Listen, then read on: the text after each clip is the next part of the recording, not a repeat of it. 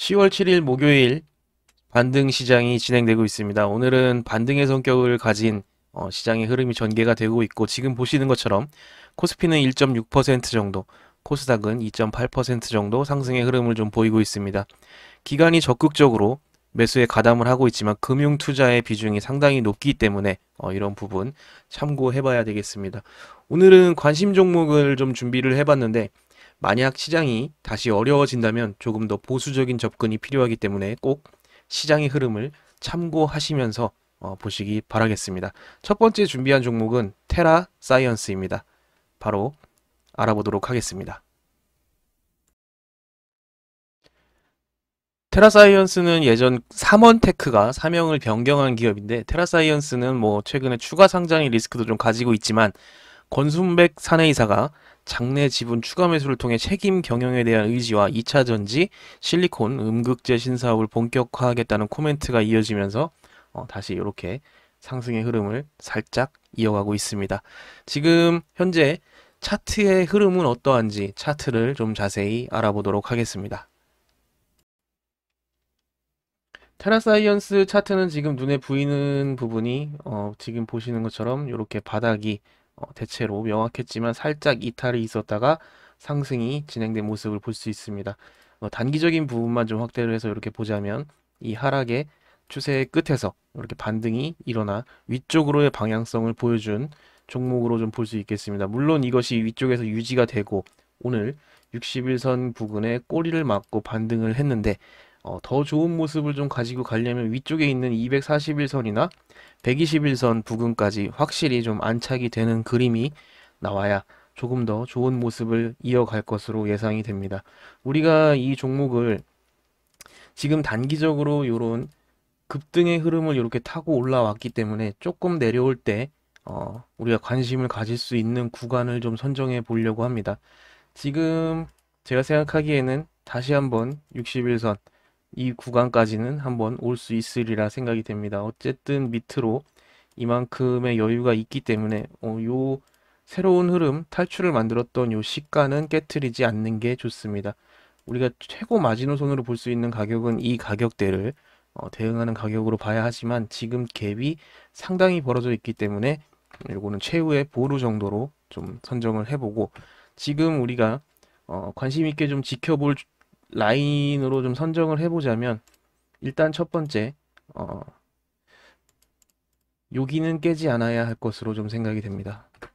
1835원 수준 21선을 이탈하게 되는 그림이 나오게 되는데요. 여기까지 만약에 밀려버리게 되면 21선을 이탈하고 밑으로 다시 이 종목의 탄력이 떨어지는 구간이 나타나기 때문에 지금 이런 상승의 조정폭은 최대 요 정도까지로 좀 예측을 해볼 수 있는 구간이라고 생각을 해보겠습니다. 만약 위쪽에서 여기서 오늘 종가가 형성이 241선 라인에서 종가가 형성이 된다고 하면 그래도 시간 투자를 조금 해서 기다렸다가 하는 게 더 유리할 수 있는 그런 위치라고 좀 생각이 됩니다. 만약 위쪽에서 지지를 받게 된다면 다음 눌림목까지 조금 시간을 두고 여유 있게 지켜보는 것도 나쁘지 않은 선택이라고 좀 생각이 됩니다. 1차적으로 우리가 이 가격대를 주요 대응 가격으로 선정을 하고 폭넓게 보자면 이 구간을 두 번에 나누어서 우리가 관심을 갖는 구간으로 선정을 해도 나쁘지 않을 것으로 생각은 됩니다. 오늘 두 번째는 현대퓨처넷입니다. 현대퓨처넷은 현대백화점의 계열사로 현재의 지분 구조는 지금 보시는 것처럼 현대홈쇼핑이 38%, 현대쇼핑이 11%, 현대백화점이 11%, 현대그린푸드가 5.7% 정도로 합산 66.2% 정도의 지분율을 보유하고 있습니다. 지금 재무적인 부분을 간략히 좀 보자면 코로나 이후에 소폭 영업이익과 매출이 동시에 좀 회복되고 있는 그런 모습을 보이고 있습니다.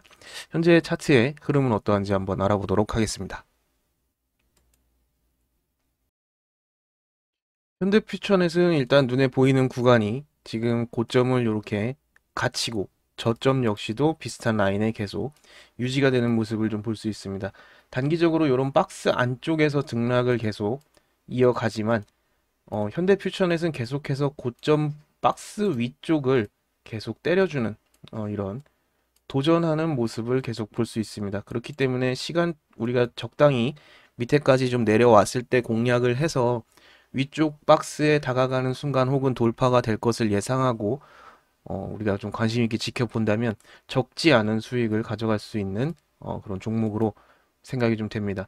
지금 우리가 앞전의 상황들을 답습하듯이 생각을 해보자면 지금 고점 부근에서 맞고 밑으로 내려올 수 있는 구간은 이 정도 구간으로 좀 볼 수 있겠습니다. 그렇기 때문에 요 가격대를 우리가 이제 대응하는 가격대로 선정을 하고 만약 여기까지 기다린다면 요것은 완전히 또 밑으로 이탈할 위험이 있기 때문에 완전히 밑에까지 열어두지 않고 적정선에서 대응하는 전략을 좀 갖는 게 좋을 것으로 생각이 됩니다.